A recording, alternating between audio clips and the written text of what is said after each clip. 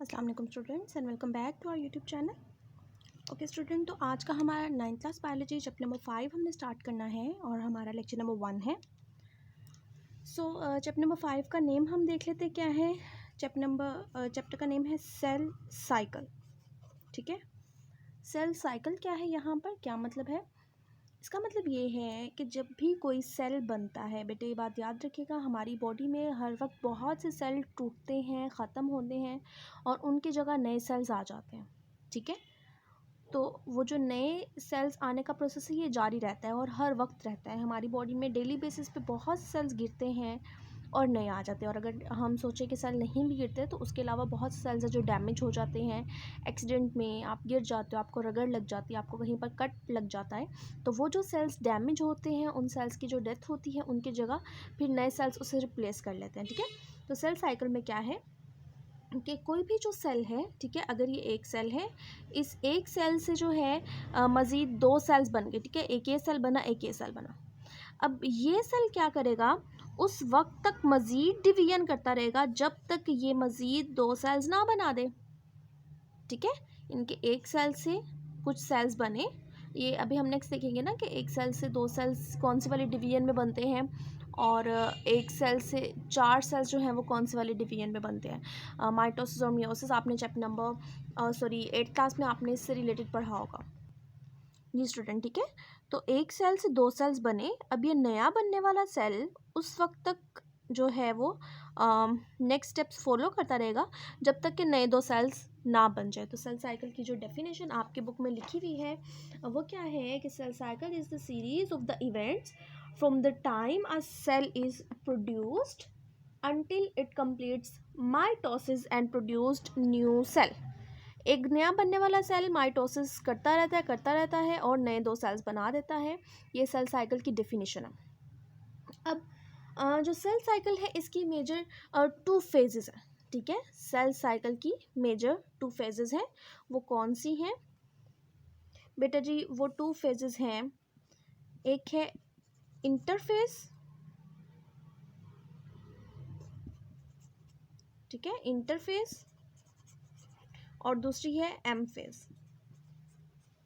Interphase को हम preparatory phase भी कह सकते हैं। Preparatory phase for what? Preparation, किस चीज़ की प्रिपरेशन है?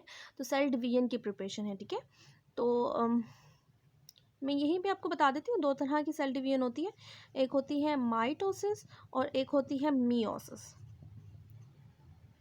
ठीक है, तो माइटोसिस में जो है 1 से 2 सेल्स बनते हैं, मियोसिस में जो है वो 1 से 4 सेल्स बनते हैं।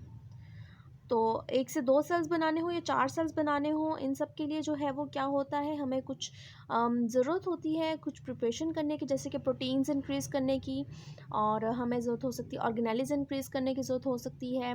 तो इन सब कामों को करने के लिए जो है वो कौन हेल्प करता है? इंटरफेस जो है वो प्रिपरेटरी फेज़ के तौर पर हेल्प करती है और सारी चीज़ों को डबल करने में हेल्प करते हैं। सो स्टूडेंट्स, हम इंटरफेस की बात करें तो इंटरफेस हैज़ अगेन 3 फेजेस। वो 3 फेजेस कौन कौन सी हैं? Number 1 is the G1 phase, number 2 is the S phase and number 3 is the G2 phase. तो बेटा जी G1 फेज क्या है? G1 फेज, इनके मतलब नेम्स का मतलब क्या है? G फॉर द गैप और G1 phase mean gap 1 phase, S for the synthesis और ठीक है, और G2 मीन्स गैप 2 फेज। अब इन फेजेस में क्या क्या काम होंगे? ऑलमोस्ट यही सेम काम जो है माइटोसिस की इंटरफेज में भी और मियोसिस के इंटरफेज में भी होंगे। ठीक है, आपको पहले 2 लेक्चर्स समझने के बाद फिर जाके आपको इस चैप्टर का कंसेप्ट क्लियर होगा। ठीक है, ये बच्चों को बहुत मुश्किल चैप्टर लगता है मोस्टली, क्योंकि इसमें से लॉन्ग क्वेश्चन नहीं आता, तो बच्चे जो हैं वो इसे चॉइस पर ही छोड़ देते हैं। लेकिन मेरे ख़्याल से आपको इस चैप्टर पे अभी से फोकस करना चाहिए, बिकॉज माइटोसिस मियोसिस जो है सेल डिवीजन ये एंड तक रहती हैं। आप अभी पढ़ोगे यही सेम चीज़ जो है वो सेकेंड ईयर में आएगी, और फिर आप अगर बीएससी करते हो, एमएससी करते हो, तो सेम थिंग जो है मतलब वो सारी की सारी जो है वो एंड तक चलती है। तो हम देखते हैं कि G1 फेज़ में क्या क्या काम होते हैं बेटा जी। G1 फेज़ में 4 काम होते हैं। नंबर 1 क्या होगा? ऑर्गेनेलिज इंक्रीज होंगी। नंबर ऑफ ऑर्गेनेलिज इंक्रीजेस, एक सेल से दो सेल्स बनने हैं, ठीक है, डिवीजन होनी है। ये एक सेल है, एक सेल से जो दो सेल्स बनने हैं, तो हाफ ऑफ ऑर्गेनेली जो है वो डिवाइड होगी। बेसिकली क्या होता है, लेट्स सपोज कि इसके अंदर एक माइटोकॉन्ड्रिया, ठीक है, अगर ये अपनी ऑर्गेनेलिज हाफ ऑफ करता है तो क्या ये अपनी हाफ माइटोकॉन्ड्रिया इसको देगा और हाफ उसको देगा? तो ऐसा तो नहीं ना पॉसिबल।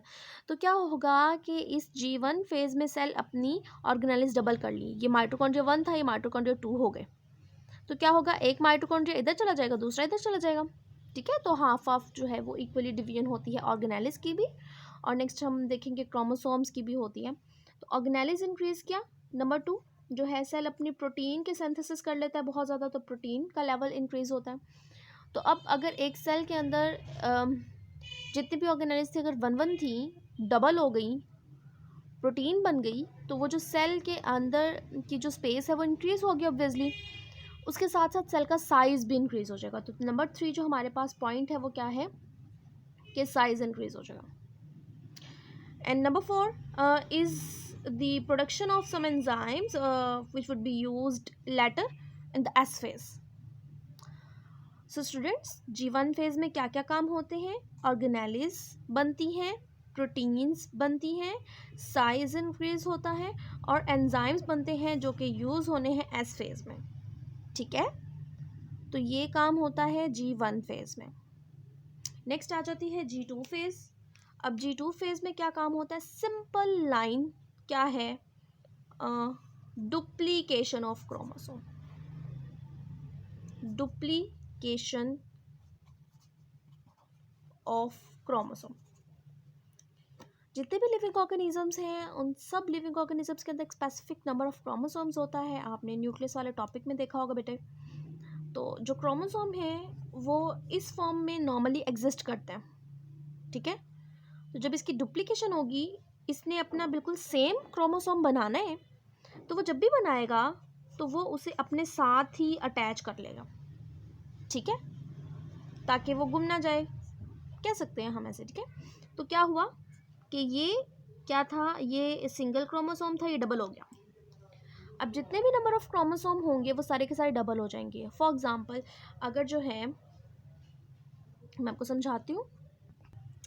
ओके बेटा, देखिए, अगर ऐसा होता है कि ये सेल है और इस सेल के पास है ये 2 क्रोमोसोम, ठीक है, इन्होंने हाफ हाफ डिवीजन करनी है नेक्स्ट में,